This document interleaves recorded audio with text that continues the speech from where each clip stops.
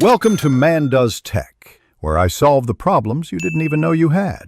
You start by selecting where the number's live and where results should go. This saves time. Click the first result cell because once done you'll type the multiplying formula. If you want element-wise multiplication, reference the first source cell.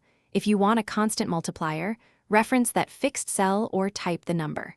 Make sure to use absolute referencing with the $sign when the multiplier is fixed, so copying the formula behaves predictably across rows and columns. Now enter the actual formula. Type equals, then the cell references you need, for example equals A2 asterisk B2. Once you've decided a constant multiplier, use $signs like equals $B$1 to lock that reference. This is why results stay consistent as you copy. After entering the first formula, press Enter, then grab the fill handle and drag or double-click to fill down.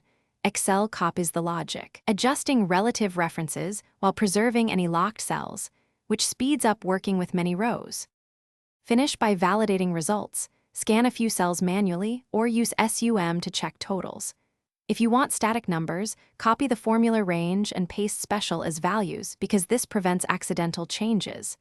If errors appear, check cell references and remove stray text. Hash value often means a non-numeric cell, while wrong totals usually point to relative versus absolute reference mistakes. Finally, format the result cells for decimals or currency, so displayed values match your expected precision. Thanks for watching.